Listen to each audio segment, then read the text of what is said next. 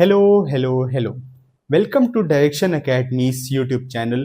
My name is Vansh Vadwa and this is the third and the last lecture of CBSE Class 10 Board Mathematics Chapter number 1 Real Numbers.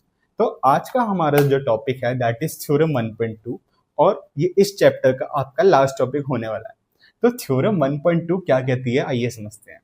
तो ये कहती है कि अगर let suppose हम एक prime number ले p और वो p जो है वो a स्क्वायर को डिवाइड करे तो ऑब्वियस सी बात है कि वो a को भी डिवाइड करेगी जहां a एक पॉजिटिव इंटीजर है।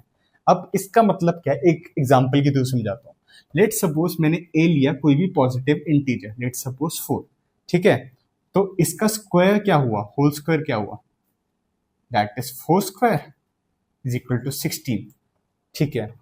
ये थ्योरम कहती है कि अगर ए स्क्वायर मतलब 16 को डिवाइड करने वाला कोई प्राइम नंबर एग्जिस्ट करता है, जैसे कि इस केस में 2, 16 जो है वो 2 को डिवाइड करके 8 देता है, मतलब 16 इज डिविजिबल बाय 2। तो ये थ्योरम के हिसाब से 2 जो है वो 4 को भी डिवाइड करेगी, तो इस केस में ये 2 होता है। लेकिन क्या ये थ्योरम हर केस के लिए एप्लीकेबल है, इसके लिए हमें इसका प्रूफ समझना पड़ेगा। तो आइए देखते हैं। लेट सपोज ए कोई पॉजिटिव इंटीजर है एज गिवन, तो हम ए की अगर प्राइम फैक्टराइजेशन करें तो मैं कैसे लिख सकता हूं, p1 into p2 into p3 up to so on to pn, ठीक है। क्योंकि कंपोजिट नंबर है तो n number of prime numbers के प्रोडक्ट में मैं इसे एक्सप्रेस कर सकता हूं। एंड सिमिलरली मैं ए स्क्वायर को कैसे लिखूंगा, p1 into p2 up to so on to into pn, और इसी को एक अलग ब्रैकेट में लिख दूंगा क्योंकि ए स्क्वायर है तो कंपोजिशन सेम ही होगा। नाउ अगर मैं मानूं कि एक प्राइम नंबर है p, ठीक है, जो कि डिवाइड करता है, डिवाइड्स ए स्क्वायर। अब हमने पिछले लेक्चर में पढ़ा था according to the theorem of the fundamental theorem of arithmetic कि composite number can be expressed as the product of unique prime numbers, मतलब कि uniquely expressed as the product of prime numbers, कि ये जो prime factorisation है ये हर number के लिए यूनिक होती है। इसका मतलब है कि p अगर a स्क्वायर को डिवाइड करता है so p must be one of p1 p2 p3 up to so on to pn। This is the sign of belongs to, ठीक है। इसके बारे में आप आगे पढ़ोगे, लेकिन ये ऐसा ई, थोड़ा सा कर्व ई, इसको हम कहते हैं बिलोंग्स टू। इसको हम क्या कहते हैं, बिलोंग्स टू। तो p जो है वो p1 p2 p3 या फिर कुछ भी इनमें से कोई प्राइम नंबर है उसमें से ही एग्जिस्ट करता है, ये हमने मान लिया। तो ऑब्वियस सी बात है कि p अगर p1 p2 p3 up to so on में से एक है तो p जो है वो a को भी डिवाइड करेगा, thus p will also divide a according to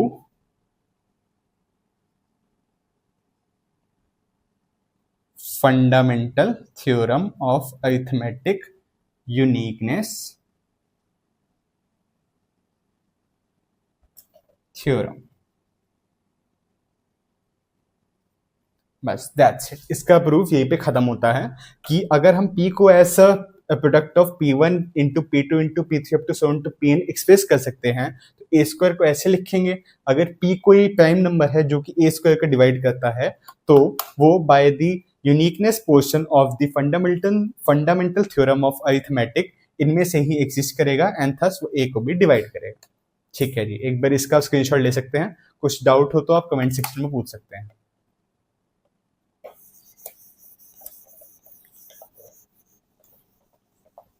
अब आपका थ्योरी पोर्शन यहाँ पे खत्म है, तो हम स्टार्ट करेंगे कुछ इंपॉर्टेंट क्वेश्चंस के साथ, कुछ एनसीईआरटी के क्वेश्चंस और प्रीवियस ईयर क्वेश्चन। तो इस चैप्टर का सबसे एक इंपॉर्टेंट क्वेश्चन पैटर्न जो कि अक्सर एग्जाम में आता है 2 या 3 मार्क्स का, that is proof √3 is irrational. अब बात ऐसी है कि हमको पता है कि रूट थ्री इरेशनल है, लेकिन हमें अब प्रूफ करना है। तो सोचने वाली बात है कि कैसे किया जाए। तो थोड़ी सी ना रैशनल नंबर्स की डेफिनेशन को यहाँ पे गेम में लाते हैं। हम कहते हैं कि हमें प्रूफ करना ही नहीं है, हम मान लेते हैं कि थ्री जो है वो रैशनल है, ठीक है, रूट थ्री है रैशनल है, हमने मान लिया। assume the contradictory statement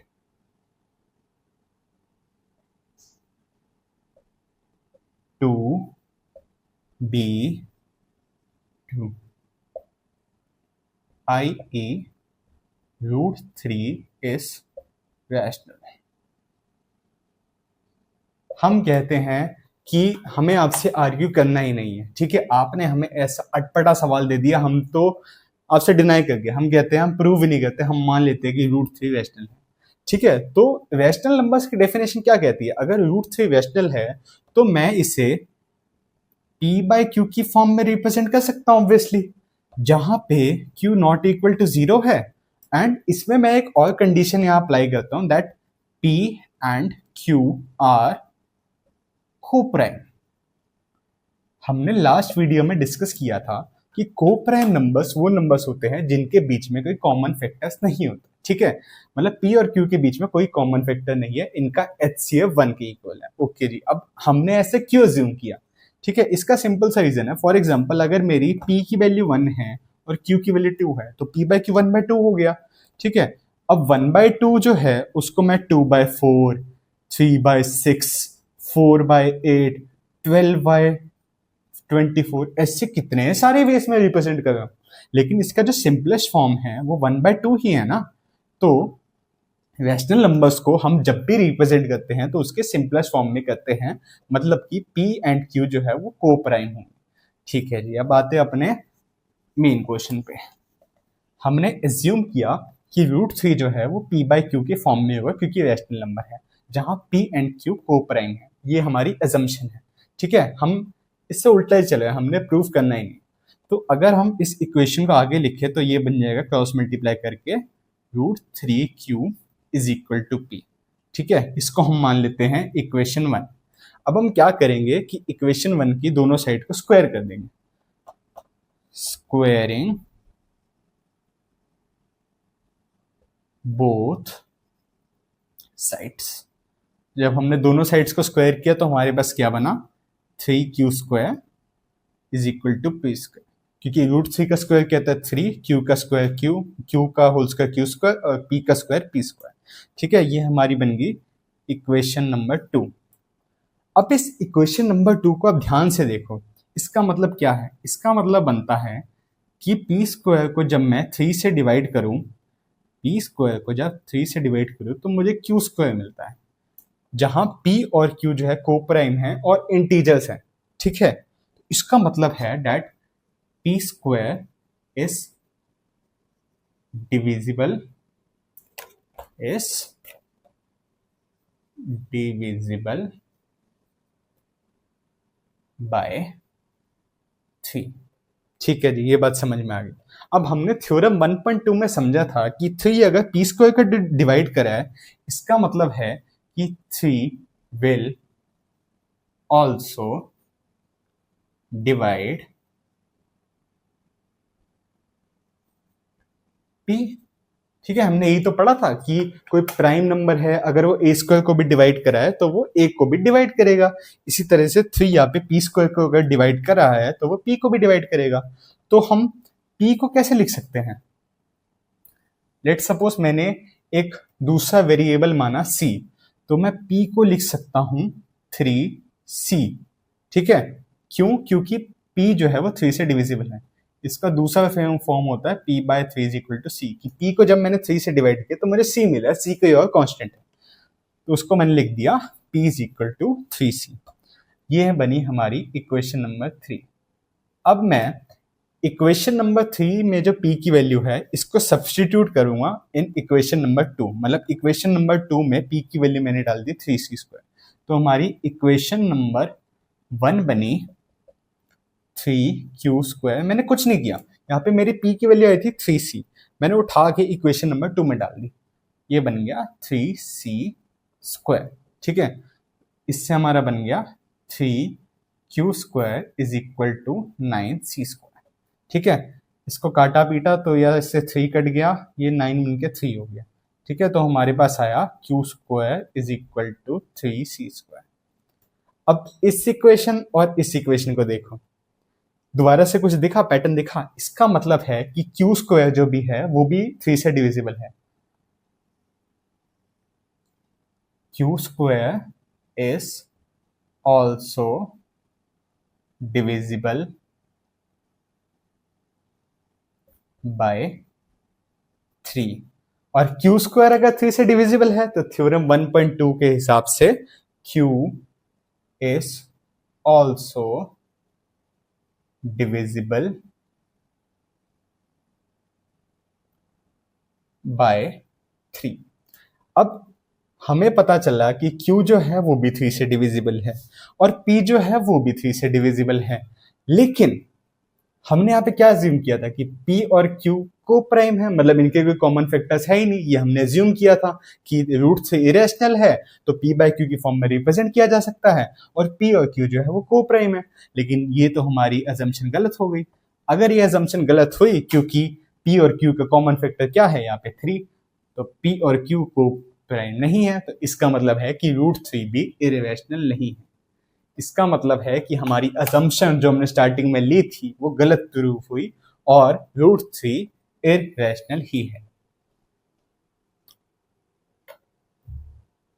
अब अगले क्वेश्चन पे चलें।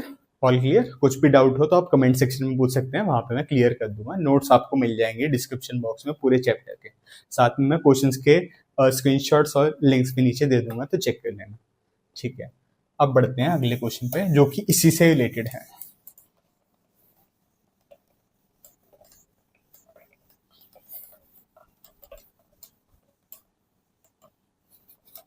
अब अगला क्वेश्चन आता है दैट प्रूफ 5 इंटू छोड़ो 5√7 is irrational given √7 is irrational. ये भी आपका प्रीवियस ईयर क्वेश्चन है जो एग्जाम में आता रहता है, मतलब रूट की वैल्यू चेंज हो जाती है, इस कांस्टेंट की वैल्यू चेंज हो जाती है, लेकिन सिमिलर टाइप के क्वेश्चंस आते हैं। इस चैप्टर में से ऐसे टाइप के क्वेश्चंस ही निकलते हैं। So we have to prove that 5√7 is irrational given √7 is irrational. ठीक है, तो हम सॉल्व करते हैं। तो स्टेप 1 वही है कि हम इसकी कॉन्ट्राडिक्टरी स्टेटमेंट को ट्रू मान लेंगे। ठीक है, we will assume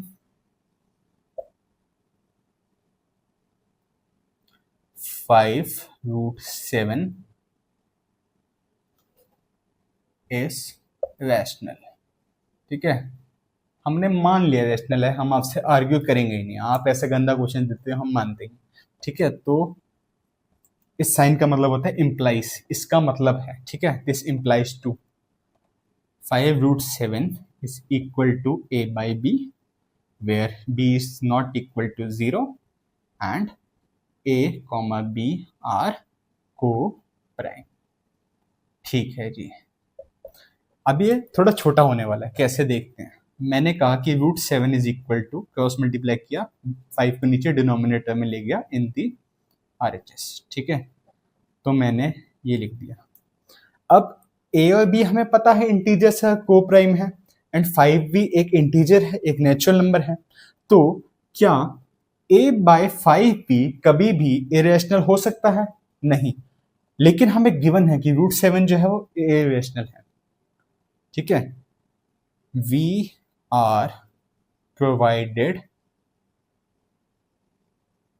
with info that √7 is irrational, but a by 5b can not be irrational in any way. Therefore, our assumption is wrong. And 5√7 is irrational. ठीक है जी, तो हमने लिख दिया फाइनली hence proved.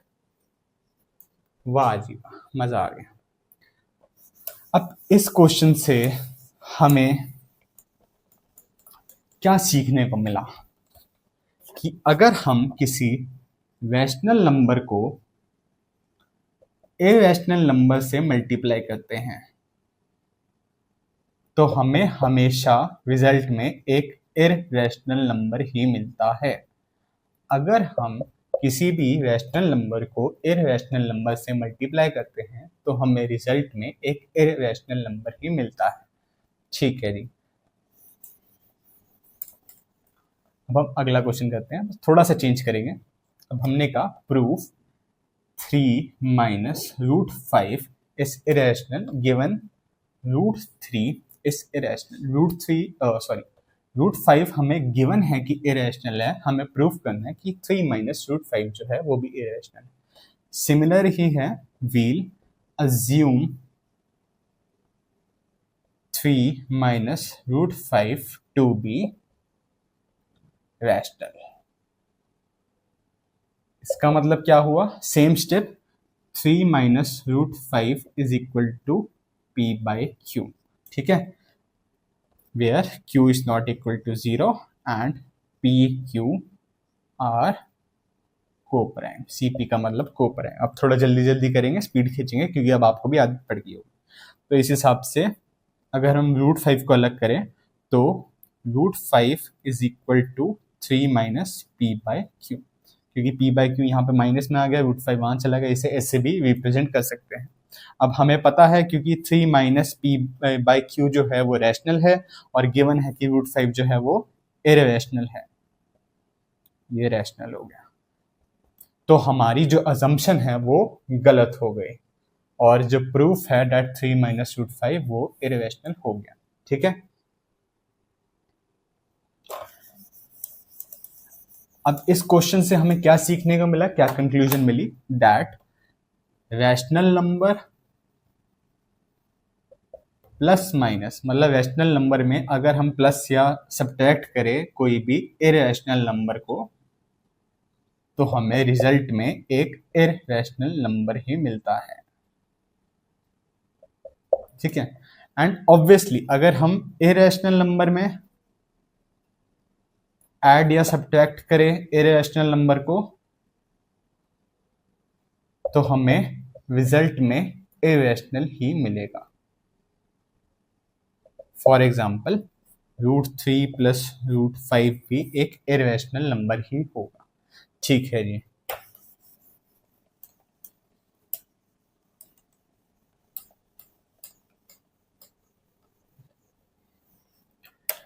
अब हम बढ़ते हैं अपने अगले क्वेश्चन पे। ठीक है, ये एक एलसीएम एचसीएफ का थोड़ा सा एप्लीकेशन वाला क्वेश्चन होने वाला है, ये आपकी स्क्रीन पे आ जाएगा। ये एनसीईआरटी का क्वेश्चन है। तो इसमें हमें गिवन है कि सोनिया जो है वो अपना राउंड 12 मिनट में खत्म कर लेती है। ठीक है, और रवि को वही राउंड लगाने के लिए 18 मिनट लगते हैं। ठीक है, सोनिया की स्पीड ज़्यादा है तो उसे 18 मिनट लगेंगे। ठीक है, सोनिया ने यहाँ से स्टार्ट किया, चक्कर घूमी घूमी घूमी घूमी घूमी फिर से स्टार्ट पॉइंट पे आ गई। आप कभी अपने पार्क में गए होंगे तो एक सर्कुलर ट्रैक होता है हमेशा, एंड कुछ पर्टिकुलर वो डिस्टेंस का होता है जो आप कवर करते हो, तो आपको एक पर्टिकुलर टाइम लगता होगा। तो इसी तरह से सोनिया को लगते हैं 12 मिनट और रवि स्लो है, रवि थोड़ा अभी कच्चा है इस मामले में, तो वो धीरे धीरे धीरे धीरे धीरे धीरे धीरे धीरे धीरे सेम डिस्टेंस कवर करता है और स्टार्टिंग पॉइंट पे दोबारा आ जाता है 18 मिनट में। तो क्वेश्चन ये है कि कौन से टाइम इंटरवल पर ये दोनों स्टार्टिंग पॉइंट पर दोबारा मिलेंगे, स्टार्टिंग पॉइंट पर दोबारा मिलेंगे। ठीक है, ये एक एलसीएम का कंसेप्ट है, लेकिन इसे ब्रूट फोर्स अप्रोच के साथ करते हैं। ब्रूट फोर्स अप्रोच मतलब कि हम इसमें कोई टेक्निक नहीं लगाएंगे, सिंपल सा लॉजिक लगाएंगे। ठीक है, पहले सोनिया से स्टार्ट करते हैं। सोनिया पहला चक्कर काट के स्टार्टिंग पॉइंट पे 12 मिनट में पहुंच जाएगी। दूसरा चक्कर काट के वो स्टार्टिंग पॉइंट पे 24th मिनट पर पहुंचेगी। ठीक है, इसमें तो कुछ डाउट नहीं है। पहला चक्कर काटने में 12 मिनट, दूसरा चक्कर काटने में दोबारा से 12 मिनट, तो 24 मिनट टोटल होगी। और तीसरा चक्कर काटने में उसे 36 मिनट लग जाएंगे, मतलब 36 मिनट पे स्टार्टिंग पॉइंट पे दोबारा आ जाएंगे। और अगर रवि के केस में देखें तो रवि को एक चक्कर काटने में 18 मिनट लगते हैं, तो वो 18 मिनट में, मतलब 18वें मिनट में दोबारा से स्टार्टिंग पॉइंट पे आएगा। और उसके बाद वो सीधा 36वें मिनट पे स्टार्टिंग पॉइंट पे आएगा। मतलब जब तक सोनिया ने 3 चक्कर काट लिए होंगे तब तक रवि ने सिर्फ दूसरा चक्कर ही कंप्लीट किया होगा, और वो 36 मिनट पे स्टार्टिंग पॉइंट पे मिलेंगे। अभी कंसेप्ट है लोएस्ट कॉमन मल्टीपल का। ठीक है, 36 जो है वो 12 का मल्टीपल है, और 36 जो है वो 18 का भी मल्टीपल है, मतलब इन दोनों का कॉमन मल्टीपल है और सबसे छोटा। तो ऐसे टाइप के क्वेश्चन को करने के लिए हम एलसीएम का यूज करते हैं। अगर हम एलसीएम ले 12 और 18 का, तो उसके लिए सबसे पहले हमें प्राइम फैक्टराइजेशन करनी पड़ेगी। 12 को हम कैसे लिख सकते हैं, एज 2 स्क्वायर इंटू 3, और 18 को कैसे लिख सकते हैं हम, 2 इंटू 3 स्क्वायर। तो इन दोनों का एलसीएम क्या हुआ, पहला हमारा distinct prime number is 2, 2 square 2⁻1, दोनों में से बड़ा कौन सा है, 2 square, into distinct prime number 3, यहां भी 3, एक्सपोनेंशियल पावर किसकी बड़ी है, 3⁻2 की। ठीक है, तो ये हमारे पास आ गया 4 इंटू 9, दैट इज 36। सिमिलर हमारे पास एक बेल वाला क्वेश्चन भी होता है कि 3 बेल्स एक साथ बजती हैं, एक 6 मिनट बाद, एक 9 मिनट बाद, एक 12 मिनट बाद। बताओ कि सबसे पहले वो कौन से मिनट ऑफ टाइम पे एक साथ बजेंगी। ठीक है, सेम हम उसको भी एलसीएम के कंसेप्ट से कर सकते हैं। एलसीएम लगाएं तो 6, 9, 12 का एलसीएम लेंगे तो हमें पता चल जाएगा कि वो कौन से टाइम पे साथ में बजेंगे। ठीक है,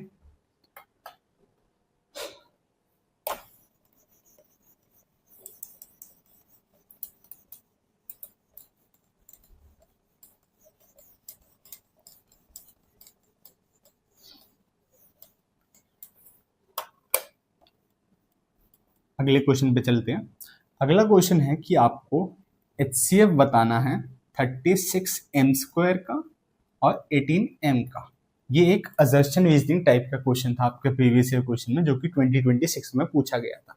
ठीक है, असर्शन रीजनिंग हम एक समझेंगे कि पैटर्न कैसे वर्क करता है और इसके क्वेश्चंस को कैसे अटेम्प्ट करने हैं। इसके लिए मैं एक सेपरेट वीडियो बनाऊंगा, पहले हम ये समझते हैं।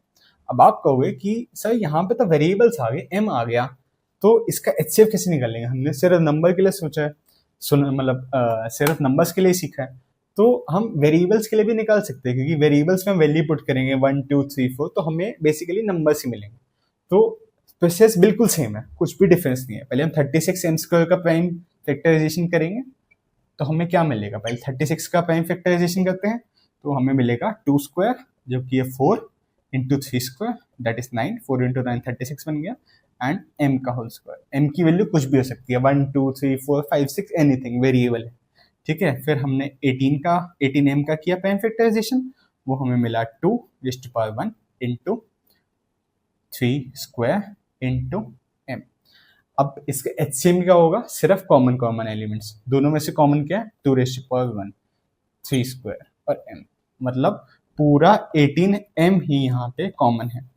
तो HCF ऑफ 36m² और 18m क्या है, 18m के इक्वल है।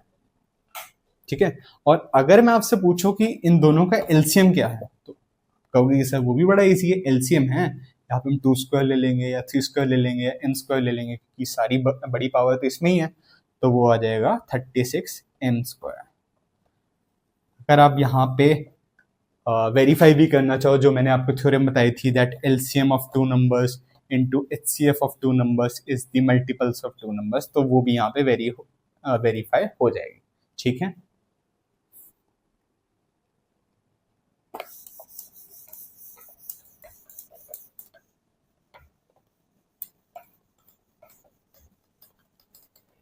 बढ़ते हैं हमारे वीडियो के और इस चैप्टर के लास्ट क्वेश्चन पर।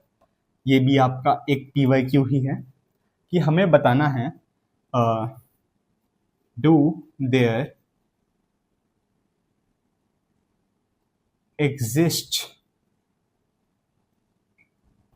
a natural number n for which 6 raised to power n results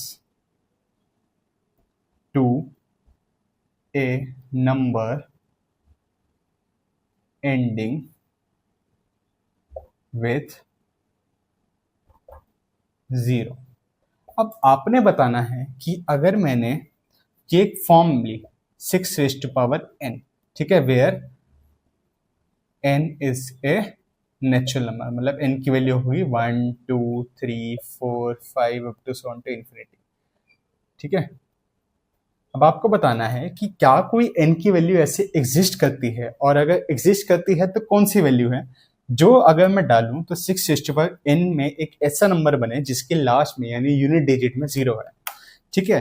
तो अगर हमें यूनिट डिजिट में 0 चाहिए तो हमारे इस नंबर के प्राइम फैक्टराइजेशन में 5 आना चाहिए, मतलब 5 should be A factor of 6 raised to power n, ठीक है, इन ऑर्डर to satisfy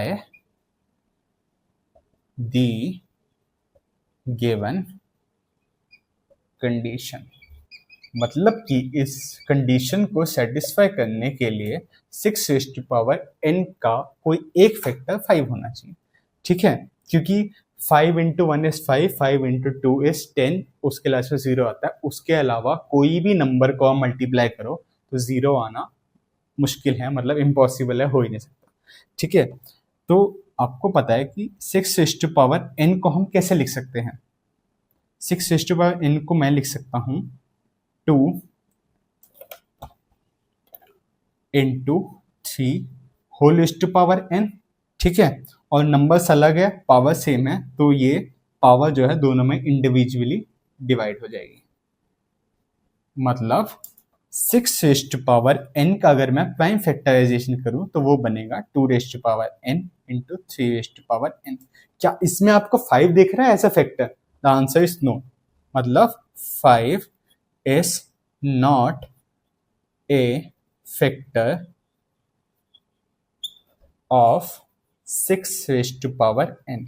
हमने पढ़ा था फंडामेंटल थ्योरम ऑफ अरिथमेटिक में कि हर कंपोजिट नंबर्स को हम एक्सप्रेस कर सकते हैं as product of prime numbers, और ये जो एक्सप्रेशन है, ये जो फैक्टराइजेशन है, ये यूनिक होती है।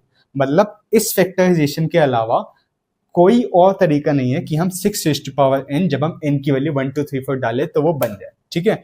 तो हमेशा 6 raised to power n के फैक्टर जो है वो 2 raised to power n into 3 raised to power n ही होंगे। तो देयर डू नॉट एग्जिस्ट, मतलब ये हमारे क्वेश्चन जो है उसका आंसर होगा no, that there exist no natural number n for which 6 raised to power n results your number ending with 0। तो आज के लिए बस इतना ही, आपका चैप्टर खत्म होता है। मिलते हैं अगले चैप्टर के साथ अगले लेक्चर में। Thank you.